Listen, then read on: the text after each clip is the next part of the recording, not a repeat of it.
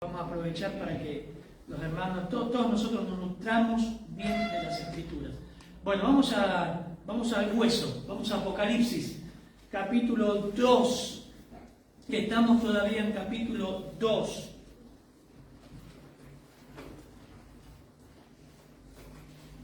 Les quería mostrar algo mientras van a Apocalipsis, que para mí estaba buscando material con este grupo de muchachos. Hoy seguimos estudiando al término de la reunión, almorzamos y seguimos. Y busqué un libro como un complemento más de lo que estamos viendo, que en este momento estamos estudiando. ¿No bien? Sí, ya sé. Pero, ¿qué estamos viendo?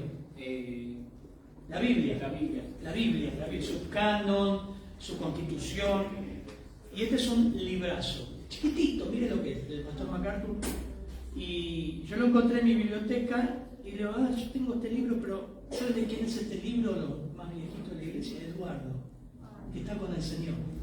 Un minuto, permítanme, que sé que están conectados. A ver si se ve ahí. Miren lo que era, ¿se ve? Miren cómo Eduardo marcaba el libro, tenía sus códigos. Miren lo que es esto, miren cómo estudiaba. Miren, Eduardo fue un hombre, un hermano en Cristo que llegó a la iglesia por medio del Evangelio de Juan. Escribió al pastor MacArthur, a Henry, de allá lo mandaron a Lobo, de Lobo lo mandaron acá. Era testigo de Jehová, diácono, 40 años testigo de Jehová. Se convirtió al Señor por medio del Evangelio de Juan. Y tengo 2 cajas llenas de libros que me mandó la esposa, y es un deleite ver cómo mamá ahora está con el Señor, está estudiando con el Señor. Impresionante. Bueno, después les voy a recomendar El poder de la palabra y cómo estudiarla. Muy bueno, muy bueno. Y Cristian, recién me dijo, el pastor Cristian está en PDF, así que pueden acceder. Eso creemos, ¿no? Vamos a Apocalipsis. Algunos chivos. Apocalipsis capítulo 2, la iglesia de Pérgamo. Vamos a ir, capítulo 2, versículo 12. Se leyó recién en el culto. Y dice la palabra de Dios. Capítulo 2, permítanme llegar. Yo lo voy a leer, Nación Las Américas. Y escribe al ángel de la iglesia en Pérgamo, el que tiene la espada aguda de 2 filos, dice esto: yo sé dónde moras, donde está el trono de Satanás. Guarda fielmente mi nombre y no has negado mi fe. Aún en los días de Antipas, mi testigo, mi siervo fiel, que fue muerto entre vosotros donde mora Satanás. Pero tengo unas pocas cosas contra ti. Porque tienes ahí a los que mantienen la doctrina de Balaam, que enseñaba a Balac a poner tropiezo entre los hijos de Israel, a comer cosas sacrificadas a los ídolos y a cometer actos de inmoralidad. Así tú también tienes, algunos de la misma manera, mantienen la doctrina de los nicolaitas. Por tanto, arrepiéntete, si no vendré a ti pronto y pelearé contra ellos con la espada de mi boca. El que tiene oído, oiga lo que el Espíritu dice a las iglesias. Al vencedor le daré el maná escondido y le daré una piedrecita blanca y grabado en la piedrecita un nombre nuevo, el cual nadie conoce sino aquel que lo recibe. Hermoso. Señor, gracias porque tenemos el privilegio inmerecido dar tu palabra. Qué preciosura, Señor. Qué deleite es estudiarla. Descubrir cada vez que le exponemos más tesoros. Pero así también, Señor, que la iglesia pueda ser edificada, animada, Señor, confrontada, enseñada, exhortada, guiada, Señor. Oramos para que tu Espíritu Santo, tú que caminas entre nosotros, con ojos de llama de fuego y ves nuestros corazones, guíes, Señor. Somos instrumentos de barro, simplemente. Débiles, tontos, torpes, limitados. Pero en tus manos queremos poner tu palabra para que tú hables, Señor. En tu nombre. Amén, Señor. Bueno, como cada una de las iglesias que estamos viendo, vimos la iglesia, el mensaje a Éfeso, a Esmirna, precioso, Esmirna, precioso. Ahora vemos a Pérgamo. En cada una de las iglesias vamos a ver 7 aspectos: el escritor, la asamblea, la ciudad, el elogio, el reproche, pero el reproche no estuvo en Esmirna, en esta iglesia sí. El mandato y el consejo. Vamos a ver el escritor, el autor de la carta, cómo se presenta. Y eso está en el versículo 12, hoy lee el hermano Fabián, cómo se presenta el escritor. Fabián, por favor. Y escribe al ángel de la iglesia en Pérgamo, el que tiene la espada aguda de 2 filos, dice: Escribe al ángel de la iglesia en Pérgamo y dice: el que tiene la espada aguda de 2 filos. O sea, Juan, el autor, el escritor, está refiriéndose de la misma manera que en capítulo 1, versículo 16. Y en su mano derecha tenía 7 estrellas, y de su boca salía una aguda espada de 2 filos. ¿Ven? Lo mismo. Y escribe el ángel de la iglesia de Pérgamo, el que tiene la espada aguda de 2 filos. Cada iglesia se presenta de manera particular, especial, y tiene que ver con el mensaje que da y la exhortación a cada iglesia. En este caso se describe con una espada que sale de su boca, una espada ofensiva, de ataque. La traducción también dice: el que tiene la espada, la de 2 filos, la de dos bocas, la aguda. Ese es el énfasis en el original. O sea, el Señor se está mostrando con una disposición a hacer juicio ahora. ¿Se acuerdan que le íbamos diciendo que cada vez es una espiral más descendente, sacando la iglesia de Esmirna y Filadelfia? Ahora se dispone a atacar el Señor y hacer juicio a esta iglesia. Pérgamo, hermanos, tuvimos un video en el grupo que ustedes vieron, que es una ciudad donde no quedó ninguna iglesia. Pasaron muchos años, muchos siglos, no quedó ningún creyente. No podemos decir que fue en base a esto, pero Pérgamo, la iglesia en Pérgamo, se describe como una iglesia mundanal, pasiva en lo mundano. Esa es la primera que aparece de la iglesia. Hay una actitud pasiva con la influencia mundana en la iglesia. Lo mismo que vamos a ver en la Odisea, ya más en el fondo. Pero el Señor se dispone ahí a atacar, a hacer juicio dentro de la iglesia. Santiago 4:4, la epístola de Santiago, capítulo 4, versículo 4, dice: oh almas adúlteras, ¿no sabéis que la mitad del mundo es enemistad contra Dios? Cualquiera pues que quiera ser amigo del mundo se constituye enemigo de Dios. Ahora vamos a ver en el reproche. ¿O pensáis que la Escritura dice en vano: el Espíritu, con mayúscula, que ha hecho morar en nosotros, nos anhela celosamente? Es una pregunta que hace Santiago 4:4 a un grupo de hermanos judíos en la dispersión que eran mundanos. Dice: no, Dios nos anhela celosamente y se ha puesto en oposición para guerrear contra ustedes. Esa enemistad. Dios se constituyó en enemigo. A veces pensamos, hermanos, yo voy a leer una notita más de acá, que la mundanalidad, cuando teníamos el club bíblico, la reunión de jóvenes, es ir al cine, es ver películas, es jugar a las cartas, no sé qué más, es tatuarse, es usar un aro. Mira, tiene un olor a mundo. Esa persona es mundana. Pero la Biblia no habla de eso. Y hay una definición que me encantó y creo que define bien lo que es un creyente mundano, en este caso Pérgamo. Dice: la mundanalidad es cualquier preocupación o interés en el sistema de vida temporal que pone algo perecedero antes que lo eterno. ¡Wow! Te cambió el pensamiento. La mundanalidad es cualquier preocupación o interés en el sistema de vida temporal que pone lo perecedero antes que lo eterno. Puesto los ojos en Jesús, ponés la mira en las cosas eternas donde está Cristo. Y vos ponés lo temporal. Ahí encasillar lo que vos quieras, antes que el Señor. Eso es mundano. Lo otro puede ser olor, pero lo que Dios se fija es en el corazón. Un creyente puede ser mundano, sin usar arito, tatuaje o ir al cine. Así que ese es el mismo pensamiento que expresa Santiago.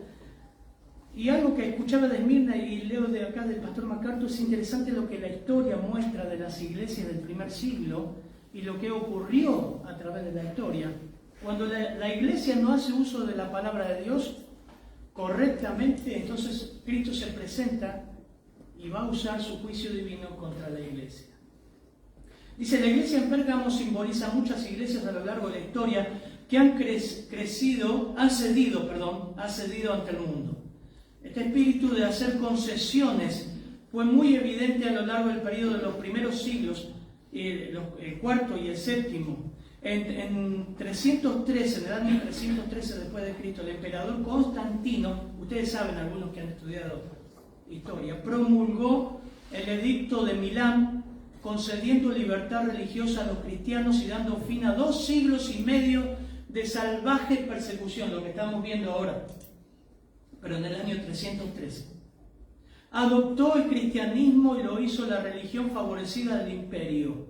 Esto comenzó el proceso por el cual el cristianismo se fusionó con el Estado romano. Sacerdotes paganos se convirtieron en sacerdotes cristianos. Templos paganos se convirtieron en iglesias cristianas. Las fiestas paganas se convirtieron en fiestas cristianas. El cristianismo dejó de ser un asunto personal, dejó de ser un asunto personal y pasó a ser una identidad nacional. La iglesia contrajo matrimonio con el sistema político, de forma tal que la mundanalidad fue un sinónimo de la iglesia. En ciertos aspectos hoy la mundanalidad se sigue extendiendo a la iglesia, de iglesia en iglesias, aún en denominaciones completas que se han apartado de la fe verdadera y han abrazado el mundo de la filosofía, la psicología y la moral de este mundo. En algunos lugares hay aún iglesias estatales en forma espiritualmente impotentes. Al igual que la iglesia de Pérgamo, caen bajo el juicio del Señor de la verdadera iglesia. Terrible, ¿no? Esta es la iglesia de Pérgamo. Empezamos con una de las iglesias que empieza a girar en el espiral hacia abajo. Una iglesia mundana. La asamblea. Fíjense el versículo 13, por favor. Yo conozco tus obras y donde moras, donde está el trono de Satanás, pero retienes mi nombre y no has negado mi fe. Y aún en los días de Antipas, mi testigo fiel, fue muerto entre vosotros, donde mora Satanás. Ya en versículo 13 va a hablar en sí de la asamblea. En primer lugar se presenta el escritor como que va a hacer juicio, con una palabra de ataque, no de hacer sentir bien a los creyentes, de ataque, de juicio. En versículo 13 nos muestra la asamblea, la iglesia. El Señor está diciendo ahí con su conocimiento total, sé dónde moran, sé dónde viven. Yo sé dónde viven, conozco dónde están viviendo. O sea, no eran gente que había venido de otro lado, como Santiago cuando escribe a los judíos de la dispersión. Esta era gente nacida en Pérgamo. Eran residentes de ahí. Era gente que conoció el Evangelio en medio de todo ese sistema pagano y se convirtió, creyó, renunció a todo el sistema pagano que ahora vamos a ver. No sabemos cuándo, a diferencia de Éfeso, ¿se acuerdan que vimos cuándo comenzó Hechos 19, toda la persecución que hubo, la gran hoguera de libros? Bueno, Pérgamo no dice nada. Lo que sí dice, en Hechos 19, dice 19:10, esto continuó por 2 años cuando Pablo hizo ministerio en Éfeso, de manera que todos los que vivían en Asia a través del ministerio del apóstol Pablo en su segundo viaje misionero, el evangelio se extendió a toda esa zona de Asia, que ahora es Turquía, y obviamente oyeron la palabra del Señor tanto judíos como griegos. No sabemos dónde surge el nacimiento de la iglesia. Lo que sí sabemos por el contexto es que la iglesia estaba rodeada por toda una cultura pagana y una idolatría tremenda. La ciudad, miren, la ciudad estaba ubicada a 110 kilómetros de la iglesia que hablamos el domingo pasado. O sea, como de acá a Monte, nuestro pueblo querido. 110 kilómetros estaba Pérgamo. Ustedes recibieron el videíto ahí, hermoso video, muestra Pérgamo hoy día, ¿no? La actual Bergama se llama la ciudad hoy día. Su nombre ha quedado perpetuado y la palabra Pérgamo, de la palabra Pérgamo viene la palabra pergamino. ¿Por qué? Porque lo que más tenían ellos era la industria del pergamino hecho con piel de animales. Había habido un problema con el papel que venía de Egipto, entonces ellos empezaron a hacer curtiembres y extraer de la piel el pergamino. Llegaron a tener 260.000 pergaminos, y creo que está en el video. La biblioteca más importante de Asia estaba en Pérgamo, la ciudad de los pergaminos. Así que impresionante. Estaba situada a unos 300 metros sobre el nivel del mar. Pérgamo servía como una ciudadela que dominaba todo el territorio circundante. La ciudad fue destacada en los siglos anteriores a la invasión de los romanos, quienes la convirtieron en capital. Pérgamo era conocida como el centro religioso de los romanos. Tenían una estatua, no sé si vieron el video, de 13 metros al dios del sol, Zeus. Pero otro de los dioses que ellos adoraban, interesante, era el dios Esculapio, era el dios de la medicina, de las curaciones, y se identificaba con una serpiente enroscada, que hoy si vas a la farmacia muchos medicamentos tienen esa identificación. La gente entraba a adorar a ese dios, llenaba de serpientes el lugar y se revolcaban entre las serpientes que los mordían. Para ellos era sanado, era la mordedura, no la mordición, la mordedura de un dios. Increíble, ¿no? Bueno, algunas de las cosas podemos indagar ahí, meternos en todo el paganismo que rodeaba a estos hermanos creyentes, ¿no?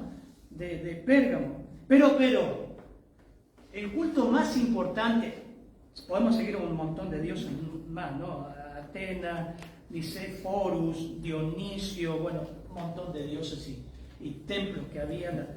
El templo de Zeus tenía forma de herradura, por eso tenía como una forma de trono, y dicen, ese puede ser, por eso dice el Señor, trono de Satanás. Pero, la ciudad se destacó por ser la primera ciudad que tenía el culto al emperador. Y eso es interesante. Dice, el culto al emperador tenía su centro en Pérgamo. Y por algún tiempo la ciudad rivalizó con Esmirna y Éfeso porque se le otorgó el privilegio de nombrar un custodio del templo. Eso es terrible. Eso es terrible. También el procónsul que estaba ahí tenía la facultad de usar su espada para quitar la vida o dejar vivir a aquellos que no adoraran al Dios emperador. Es interesante porque el Señor se muestra como el que tiene la espada de dos filos. Y ellos mataban, tenían la facultad de quitar la vida a quien no adorara al emperador. Así es el hombre, hermanos, idólatra. Con los dioses, con los políticos, siempre fue así el hombre. Por eso el Señor llegó a decirle a los discípulos, Lucas 12:4, no teman a los que matan el cuerpo, mas el alma no pueden matar. Eso le dijo a los discípulos. Teman más bien a aquel que puede destruir el alma y el cuerpo en el infierno. San Lucas 12:4. Ahora, imagínate, ¿no? Porque siempre cuando damos el estudio, la predicación, la idea es que vos te puedas meter en la atmósfera, como veíamos esta mañana en el inductivo, y decimos qué cómodos que estamos, ¿no? Venimos acá, tenemos calefacción, me duele la rodilla, no voy a la iglesia, hoy voy, mañana no voy. Pero esta gente, estos hermanos que estaban en Esmirna o que estaban en Pérgamo, dicen, nunca iban a ceder a dar la adoración al emperador y decir, Él es el Curios, Él es el Señor. Estos creyentes convertidos que destaca el Señor como su siervo, Antipas, no iban a ceder. No iban a ceder sus convicciones a adorar al emperador. Les costaba la vida. Cristo es el Señor, no el emperador. Qué fácil hoy es decir Cristo es el Señor, ¿no? Y no te cuesta la vida.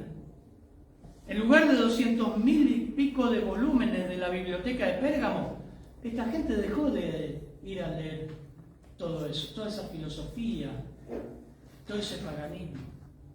En lugar de los numerosos templos donde ellos iban comúnmente a adorar, dejaron de ir.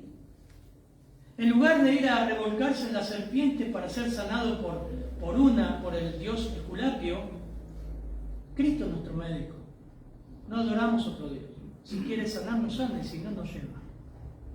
Así que en resumen, para los cristianos la vida en Pérgamo se había tornado casi insostenible. Insostenible. Se los acusaba de infidelidad a Roma, se los acusó de sedición, eran humillados, perseguidos, condenados a muerte. A pesar de la persecución e incluso debido a ella, la iglesia cristiana siguió creciendo con más fuerza. Impresionante. Versículo 13 dice, yo sé dónde moras, donde está el trono de Satanás. Hay por lo menos 5 interpretaciones de esto. Que Pérgamo era el centro de la religión pagana. Para el viajero que llegaba del este, la Acrópolis tenía el aspecto de un trono por la forma del trono de un dios, de Zeus. Zeus, el altar de Zeus tenía esta forma de herradura. Asclepio o Esculapio se identificaba con la serpiente, con las serpientes, donde se echaban a rodar y ser mordidos por ella. Entonces dice, bueno, este es el trono de Satanás. Pero lo que casi todos los comentaristas coinciden en que ahí estaba el centro de la adoración al emperador. Y el Señor sabía, estás en el centro del trono de Satanás. Vamos a ver el elogio, versículo 13 nuevamente, por favor, Fabián, por favor. Yo conozco tus obras y dónde moras, donde está el trono de Satanás, pero retienes mi nombre y no has negado mi fe, ni aun en los días en que Antipas, mi testigo fiel, fue muerto entre vosotros, donde mora Satanás.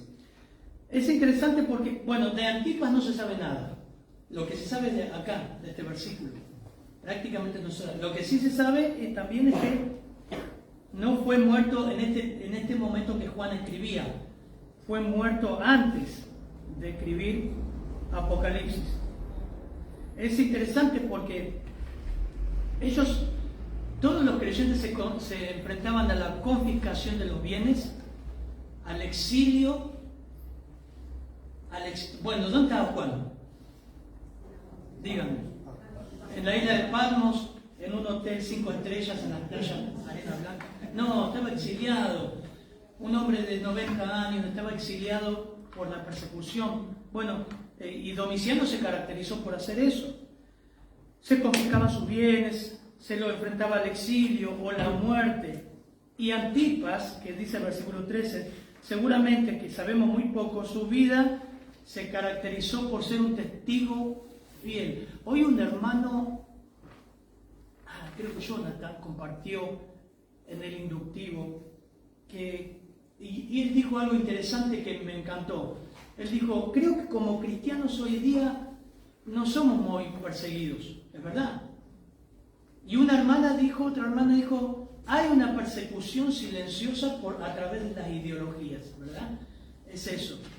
Pero Antipas fue muerto por ser testigo fiel de Cristo. se enfrentó. Y saben que yo notaba esto porque es probable, comentan los historiadores, que una de las formas de torturas y muertas era en Antipas. Lo encerraron vivo delante de un toro de metal donde lo quemaron literalmente dentro de él. Bueno, sabemos muchos cristianos en los leones, en las hogueras, torturados, y Antipas fue muerto por ser testigo fiel. Siempre digo eso, hermano, me incluyo, por eso dimos evangelismo. Creo que a nosotros nos deben matar para hablar, y estos cristianos lo mataron porque hablaban, y Antipas fue un hombre que lo mataron porque era testigo fiel. ¿Cuándo fue la última vez que compartiste el evangelio? No levantes la mano, no compartas. Simplemente una pregunta de reflexión. ¿Cuándo fue la última vez que compartimos el evangelio con alguien o un folleto, te sentaste a orar por la persona que está todos los días a tu derecha o a tu izquierda en el trabajo y jamás le abrís la boca para dar el evangelio? Te tienen que reventar de un palazo para que le hables. Pero nos gusta aprender del evangelio, ¿no? Y no hablamos. Somos así, hermano. Miren este hombre, versículo 13. Léelo otra vez, Fabián, por favor. Yo conozco tus obras y donde moras, donde está el trono de Satanás, pero retienes mi nombre y no has negado mi fe, ni aun en los días en que Antipas, mi testigo fiel, fue muerto entre vosotros, donde mora Satanás. Qué impresionante. Un hombre que pagó el alto precio por no hacer concesiones y por su fidelidad. Impresionante. Señor, que nos lleve al arrepentimiento. Si no has hablado esta semana, si no hablé esta semana, Señor, estoy en pecado. Estoy en pecado. Les digo, ¿es un consejo o es un mandato predicar el Evangelio? ¿Cómo? Es un mandato. Y si no lo obedeces, ¿qué es? Así estamos, ¿no? El pastor Cristian recién decía, a esta Vicenta le habla hasta las piedras. Lo ató a Luis, lo trajo hasta acá y ahí tenemos otra persona. ¿Y nosotros?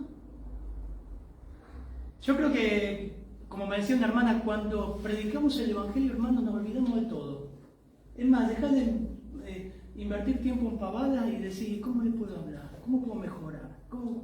Hablé, qué lindo, me sentí útil delante del Señor. ¿Cuánto hace que no sentís eso? De decirle, esta mujer quiso hablar conmigo y escuchó, y empezó a ir a la iglesia o hubo otra congregación, pero tuve un fruto para el Señor, un alma que el Señor nos concedió, ¿no? Antipas pagó un alto precio, usamos, hermanos, usemos, me incluyo, usemos todos los medios que tenemos para predicar el Evangelio. Todo lo que tenés. Imagínate, la media luna, el almuerzo, cualquier excusa para predicar el Evangelio. De alguna forma, no puedes predicarlo, dejarlo algo picando. Pero Antipas fue, no sabemos nada, lo suficiente como para que el Señor nos diga, Él dio su vida como testigo fiel. Lejos estamos de eso. Lejos. El reproche. Miren, 14 y 15, por favor.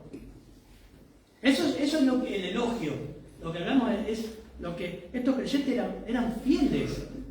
Eran fieles, pagaron un precio. Uno de ellos, Antipas, que se dice que era seguramente uno de sus líderes o uno de sus pastores, murió por predicar el Evangelio. Quemado. Por favor, hermano, 14 y 15.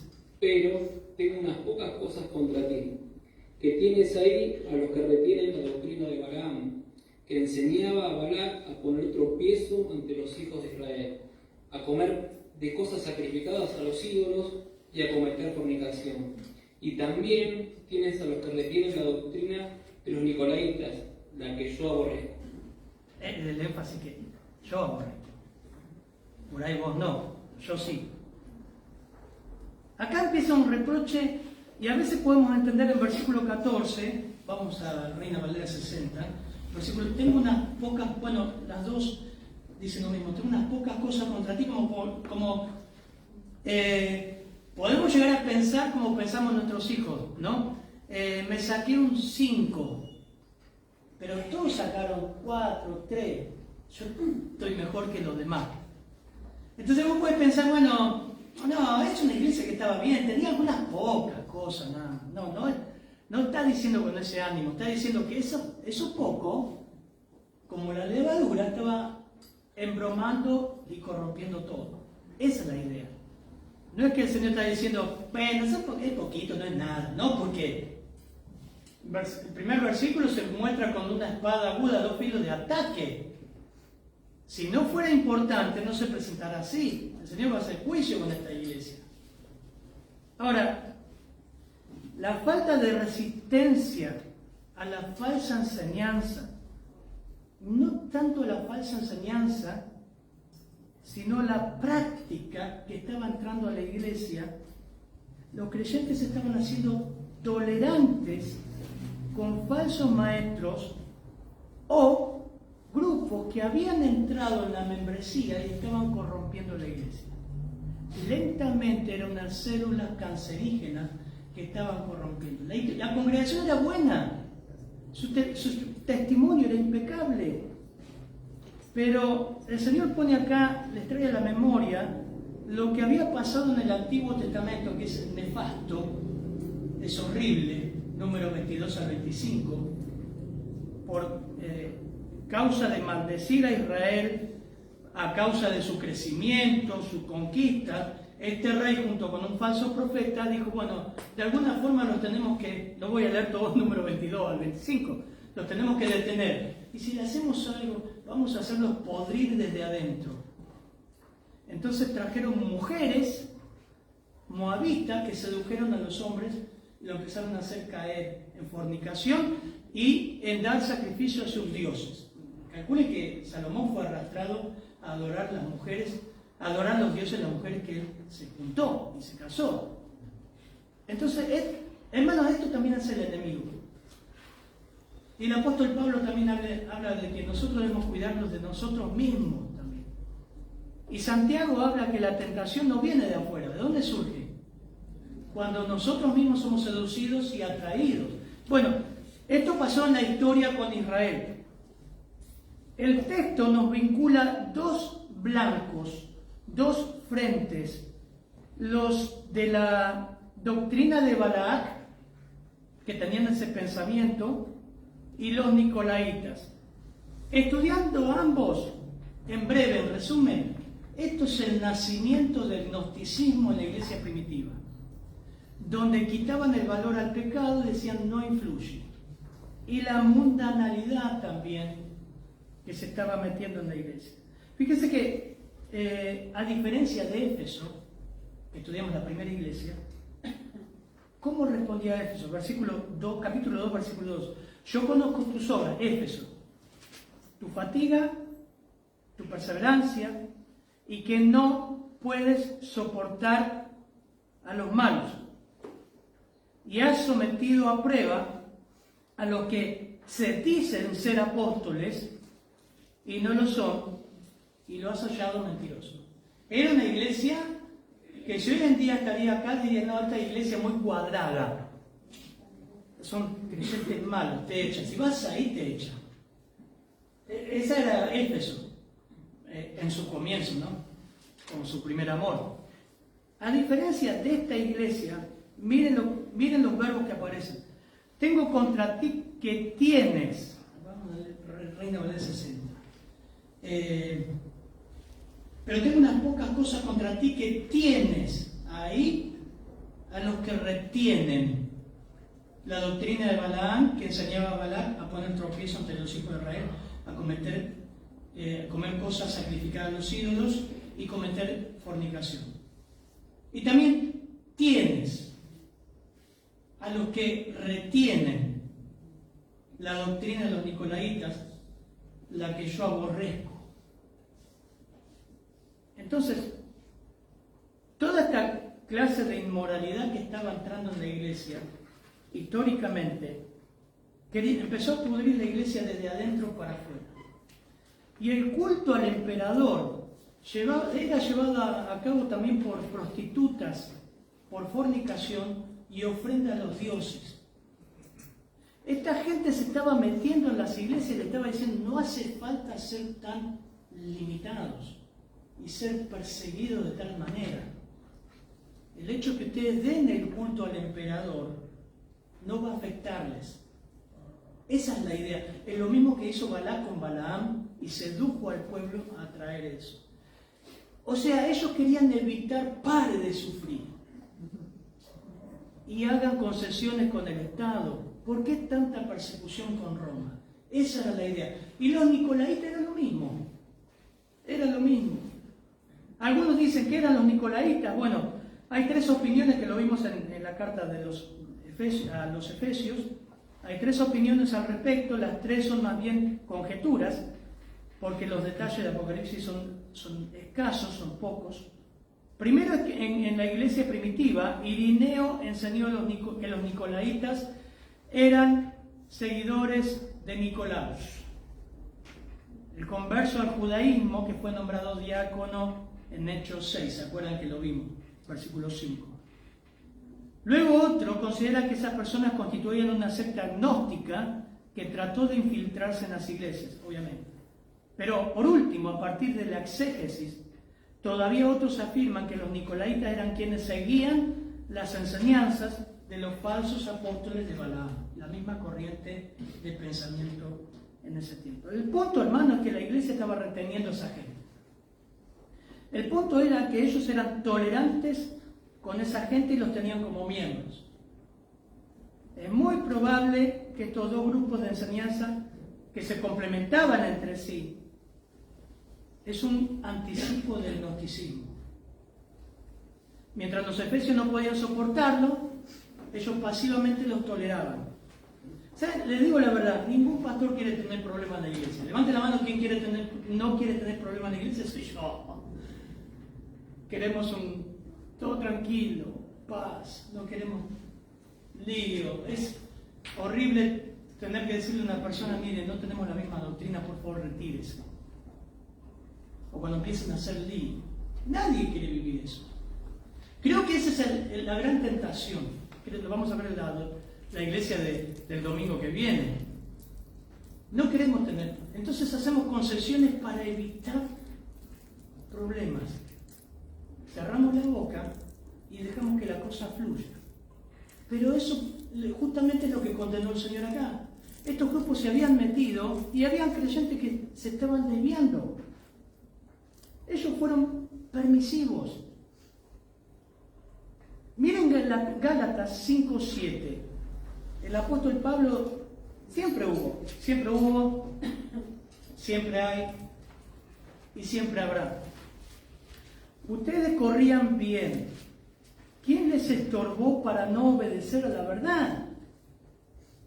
Esta persuasión, estoy leyendo Gálatas 5:7, no procede de aquel que os llama. Un poco de levadura leuda toda la masa. Tengo unas pocas cosas contra ti, sí, pero son suficientes. Yo confío respecto de vosotros en el Señor, que no pensaréis de otro modo, mas el que os perturba llevará la sentencia, lo mismo. Alguien estaba perturbando a los Gálatas, quien quiera que sea. Y yo, hermanos, si aún predico la circuncisión, ¿por qué padezco persecución todavía? En tal caso se ha quitado el tropiezo en la cruz. Ojalá, Pablo, qué guarantes que son, ¿cómo va a decir esto? Ojalá se castren los que los perturban. La Biblia enseña algo totalmente contrario a lo que hoy en día se considera para evitar tener problemas. Y es lo que también 2 Timoteo nos dice, Tito 3:9, evita controversias necias, genealogías, contiendas, discusiones, bueno, en este caso acerca de la ley, porque son sin provecho y sin valor. Al hombre que cause divisiones después de la primera y segunda amonestación, ¿qué era? Invítale un cafecito. Trata de ganarle, ser amable con él, no seas contencioso.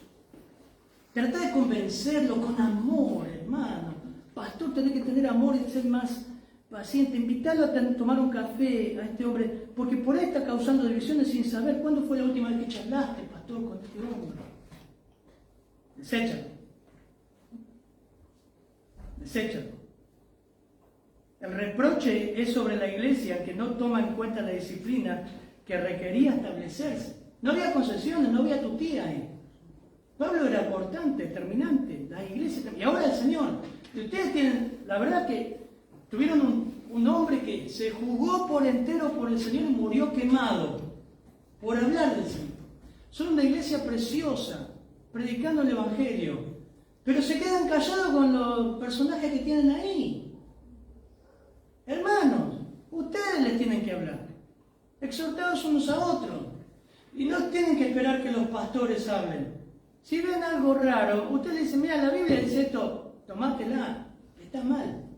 Y no es falta de amor, lo manda el Señor.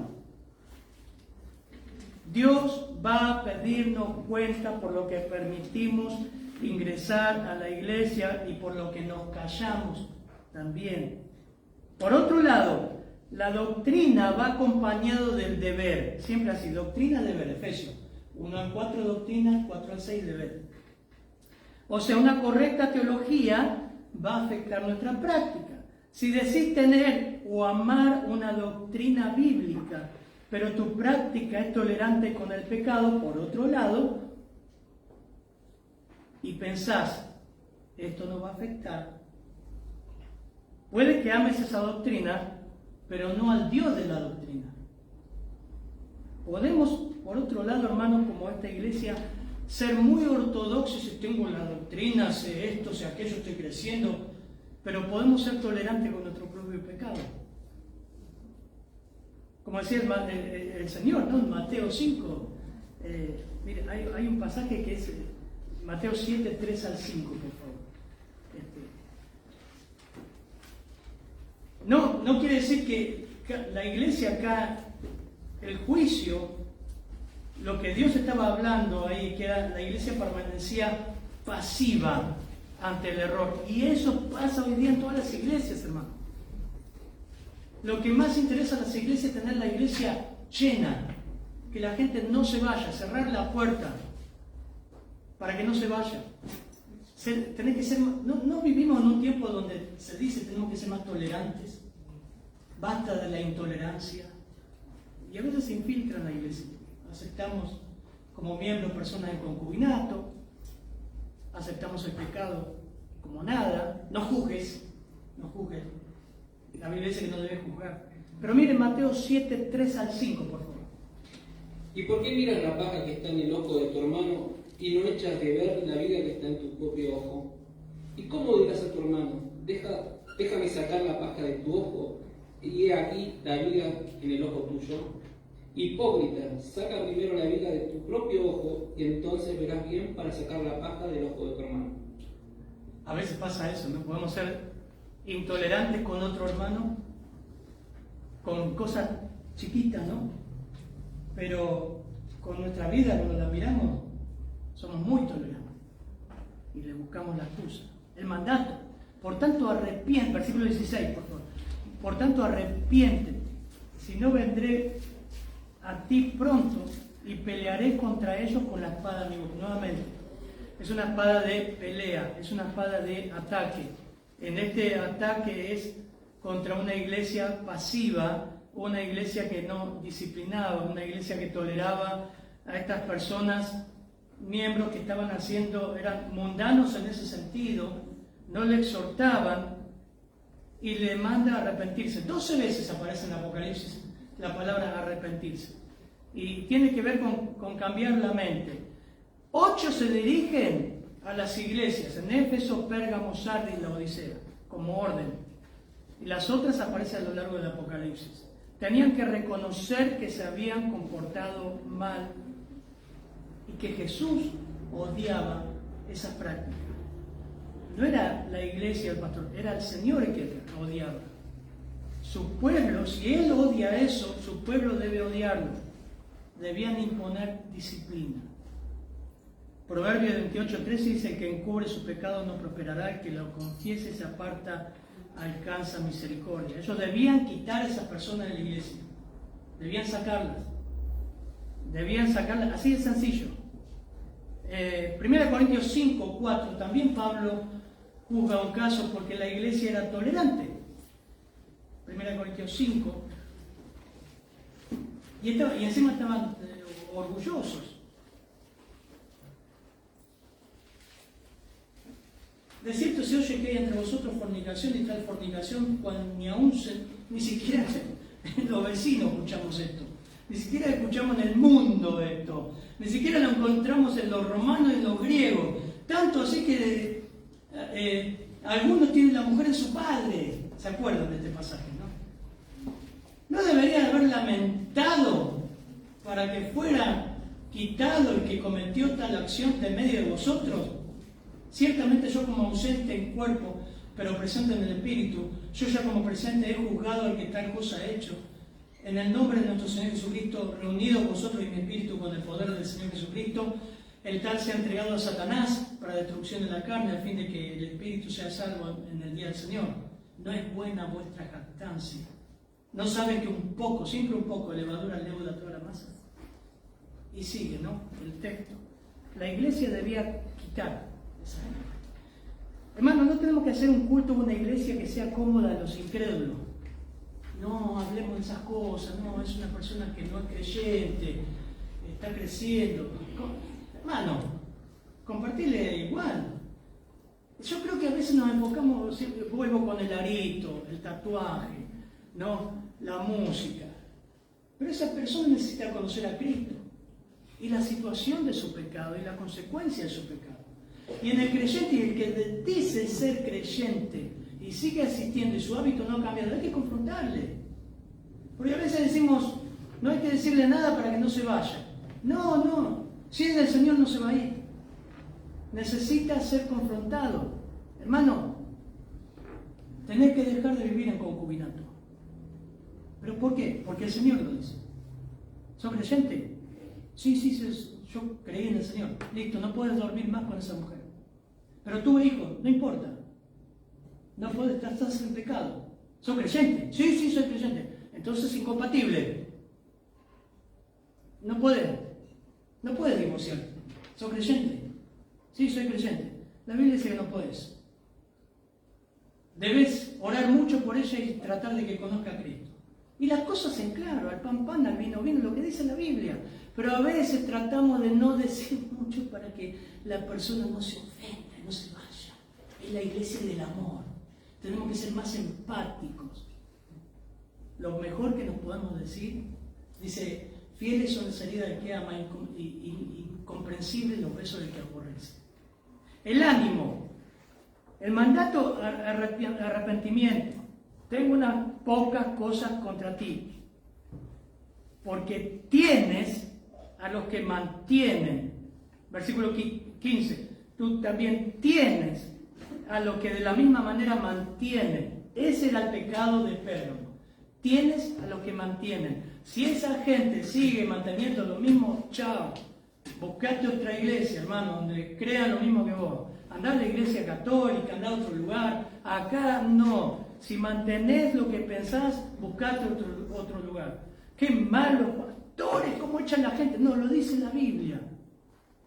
Por eso leemos, y hoy no leí, miren, la declaración de fe. Y va a haber hermanos que se van a enojar.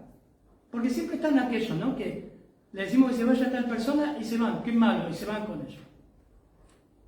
El ánimo, la promesa. El que tiene oído, oiga lo que el Espíritu dice a las iglesias. Al vencedor, ¿qué dice? Por favor, Fabián. Al vencedor. El que venciere, daré de comer del maná escondido, y le daré una piedrecita blanca, y la piedrecita escrito en un nombre nuevo, el cual ninguno conoce sino aquel que lo recibe. Dos promesas hay acá, hermosas. El vencedor, sabemos que todo aquel que ha creído en Cristo. Somos más que vencedores. Pero el Señor termina con un ánimo de llevarlos nuevamente a la comunión con Él, a la intimidad con Él. Les daré el maná escondido. El maná por 40 años fue el alimento todo el alimento de Israel, que venía del cielo, ¿se acuerdan, no? El pan que venía del cielo. Ahora el Señor en Juan 6, que le costó ahí porque todos lo dejaron, empezó a profundizar el Evangelio y la gente se fue, ¿no? Se dividió la cosa ahí. Dice entonces Jesús dijo, en verdad os digo, no es Moisés el que os ha dado el pan del cielo, hablando del maná, sino que es mi Padre que os da el verdadero pan del cielo. Porque el pan de Dios es el que baja del cielo y da vida al mundo. El maná era una figura de Cristo. Y el Señor toma, Juan 6 dice, yo soy el pan del cielo. Porque el pan de Dios es el que baja del cielo y da vida al mundo. Entonces dijeron, Señor, los discípulos dijeron, danos siempre ese pan. Qué lindo. Y eso es lo que está diciendo acá. Entonces Juan 6:35 Jesús dijo, yo soy el pan de la vida. El que viene a mí no tendrá hambre. El que cree en mí nunca tendrá sed. O sea, el pan es Cristo mismo, recibiendo a los creyentes en el cielo, y dice, no van a tener hambre nunca más por la eternidad. Nunca más. Pero por otro lado dice, le daré el pan, el maná escondido, hablando que Él es, y también una piedrecita blanca. Siempre nos llamó la atención, ¿qué es esta piedrecita? ¿Te imaginas una piedrecita blanca y grabado en la piedrecita un nombre nuevo, el cual nadie conoce sino aquel que lo recibe? La piedrecita se daba en los Juegos Olímpicos, los griegos. Los esclavos a la entrada de los Juegos Olímpicos le daban una piedra blanca con el nombre, el pasaporte para entrar a los Juegos. Y cada uno tenía su nombre. Esa frase se traduce Tessera Hospitales. Significa señal para el huésped. Bienvenido al huésped. Lo que el Señor está diciendo ahí, el nombre en sí es Él. Esa piedrecita está hablando de una invitación personal a cada uno que nos espera en el cielo, como recién le decía a Eduardo. Es una invitación personal que vas a participar. Fíjense, versículo 3:12, ahí lo aclara, la misma Biblia aclara qué es el nombre. Al que venciere, yo le haré columna en el templo de mi Dios, y nunca más saldrá de allí. Y escribe sobre el nombre de mi Dios y el nombre de la ciudad de mi Dios, la nueva Jerusalén, la cual desciende del cielo de mi Dios, y mi nombre nuevo. Y mi nombre nuevo. En todo Apocalipsis habla del nombre de Cristo. Él es el nombre. Él es el nombre por sobre todo nombre. Y este es un llamado a una comunión íntima con Cristo. Una invitación personal a una relación personal con el autor de la vida. Por eso si estás viendo esto, estamos viendo las cartas de Apocalipsis del Señor a las 7 iglesias de Asia. Y quizás no conoces ese nombre, lo escuchaste hablar, pero no tenés una relación íntima con Cristo. ¿Cómo haces para tener una relación íntima? No podés. Por vos mismo. La Biblia dice que todos pecamos y cada uno se alejó por su propio pecado y está en rebeldía contra Dios. No hay relación con Dios. La gente no es hija de Dios. Cuando uno dice los que le recibieron, les dio potestad de ser hijos de Dios. ¿Qué implicaba recibir? La palabra paralambán significa abrazar. ¿Qué es abrazar? El mensaje claro del Evangelio.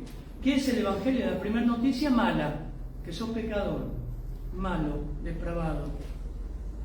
Nacemos pecando y ofendiendo a Dios. Y eso te lleva al infierno.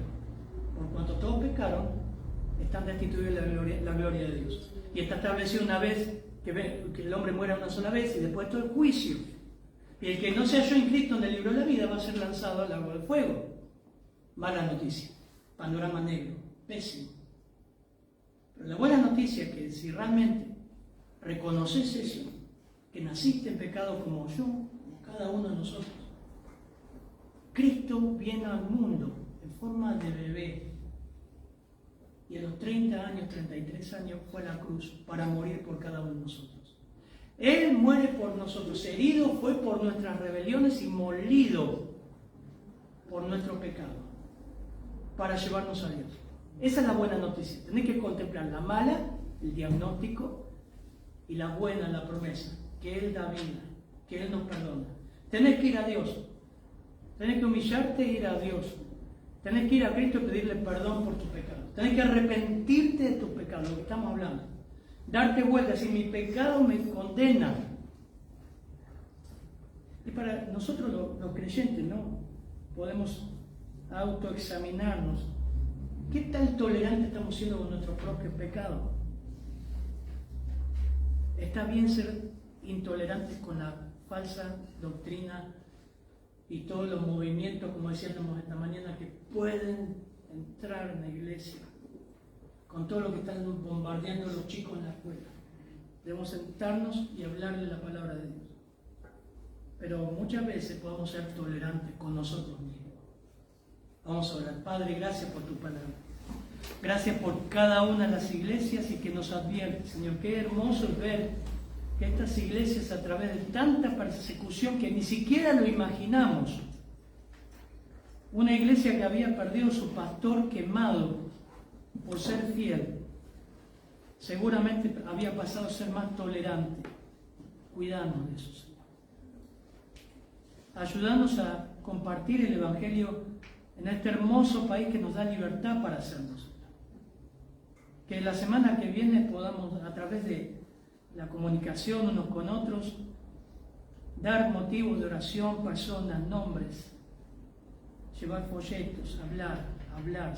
Tenemos herramientas, no hay excusa.